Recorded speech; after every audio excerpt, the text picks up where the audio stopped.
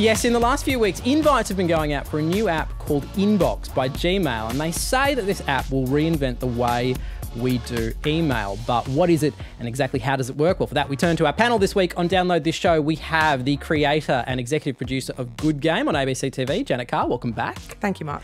And Nic Healey from CNET. Now, Nic, walk me through exactly what is Inbox? How does it work? Why is it different? It's about changing the way it presents the information to you from your email. It's about taking the really salient points of the actual emails, not just the people, and putting them front and centre. So I think a great example would be a flight confirmation email. Rather than just seeing that up the top, you'll actually see the important information, the flight number and the flight time, directly displayed underneath without you opening the email. It's all about putting the incredibly important information accessible instantly. A lot of this technology has actually been around before in the form of Google Now, which I guess was like an assistant app that they had for Android phones and then later iOS phones, where they would have like these cards of information that would kind of predict using Google Calendar and stuff like that what you would do. If you fold that functionality into email, though, it suddenly seems a little bit less creepy because it's not predictive. It's not preempting your information. Janet, is this the sort of thing that would make your life easier? Oh, yes. But 67,000 unread emails. No, I need it badly. I mean, it's a nightmare for me, email. And I feel like it really weighs on me. I feel very guilty. Like, just for example, this week we're all heading down to a gaming convention down in Melbourne, and I have got email after email after email from games developers, mostly Australian games developers, wanting to, set up an interview for the show to come past. And I just haven't had time to answer them all properly. And I haven't even put them in a folder. And now they're all kind of all over the place. And I feel very guilty about that. What are the sorts of overhauls that you would like to see for the way your email works? Well, I've got to say, they've already put the one I've always wanted into this, and that's the snooze function. And I'm quite serious. So it's an email that's important, but not right now. Swipe it off to the side, it snoozes, and then arrives back at a later time. So rather than you just remembering that it's down there and needing it, it will literally come back into your inbox up the top feed, knowing that it is important, but just not at the time. And that's what I need.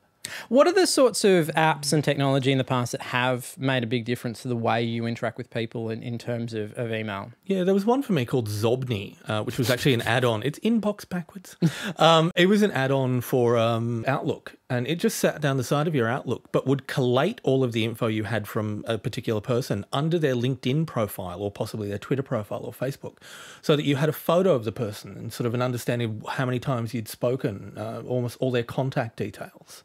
That's fabulous. So for someone in my job where you're dealing with a lot of PR who might change companies, a lot of people you don't know contacting you, it's really good to know, oh God, I did have a conversation with this person 8 months ago and they, they are someone I've dealt with in the past, because it can get really confusing. Yeah. Unfortunately, I think LinkedIn took out their information, then someone else might have bought Zobni, and then it was all over by the shouting.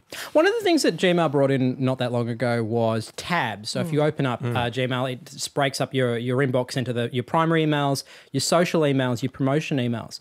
Do you think that's been a successful change? For me, absolutely.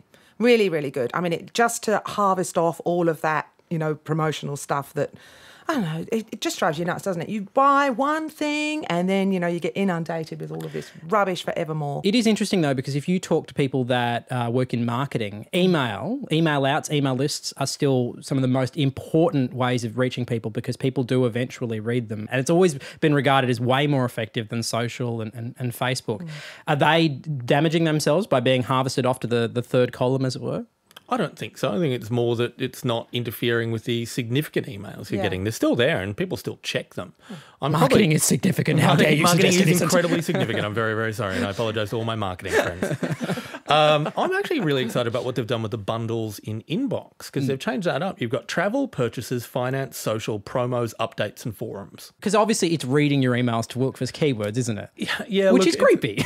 I don't find it creepy. I have no issue with any of the stuff that Google and Gmail do. I actually really like it.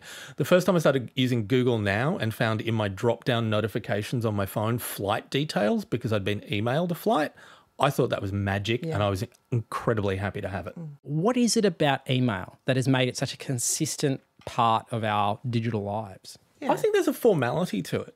It's often still associated very much with business. I hate getting contacted by people I do business with via Facebook or Twitter or things like that. I'm not really fond of it. Email's got a certain formality. And the other thing is email's great for ask covering. you've got a written record of everything that was said, agreed upon. Like, it's not just a quick phone call where people can say later on, I didn't think you made that clear. Yeah. It's ass covering and formality.